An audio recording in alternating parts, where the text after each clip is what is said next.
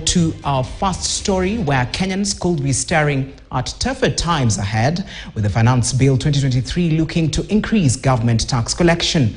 Now, key measures set to cut deep into Kenya's pockets include the standardization of VAT on fuel from 8% to 16% and an increase in excise duty on mobile money transactions. The cost of fuel has been a thorny issue for both the current and former governments due to its direct impact on the economy. A combination of high international fuel prices and a weaker shilling has seen fuel prices soar to over 179 shillings per litre despite the application of a fuel subsidy. But it would now appear that Kenyans could, starting July this year, pay 10 shillings more after the Finance Bill 2023 proposed to regularize VAT on fuel from the current 8% to 16%. One of the reasons why the government may have thought about introducing or rather increasing the VAT rate from 8% to 16% is probably one, to increase the tax revenues, which is obviously the major one.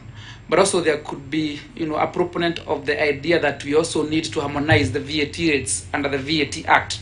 If I increase, say, VAT on fuel, which is being proposed, it doesn't matter whether I'm a boda rider or whether I'm paying for that petrol as a boda rider or whether I'm the owner of a fuel guzzler.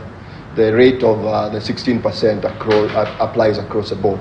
And you can apply that to the other indirect taxes, including excise duty. If passed, VAT charges on a litre of petrol could go 26.6 shillings up from 13.28. VAT on diesel will increase to 24 shillings up from 12 shillings, while VAT on kerosene will increase to 21.60 shillings up from 10.8 shillings.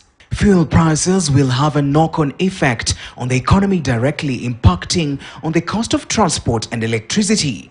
But on a day-to-day basis, Kenyans will have to grapple with higher excise duty on mobile money transactions, whose duty is set to go up from 12% to 15%.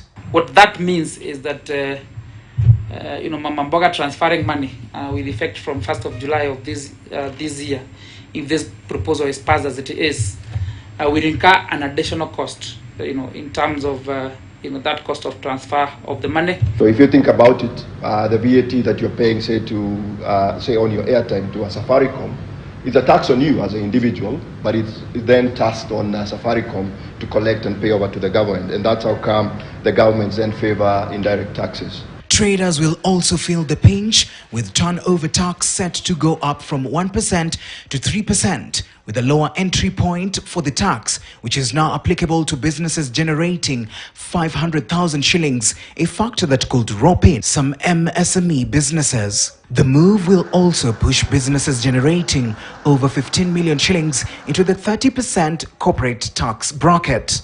Nyakundi Kelvin, KTN News. Now to some healthcare news, where healthcare costs can add up quickly, especially when you have a condition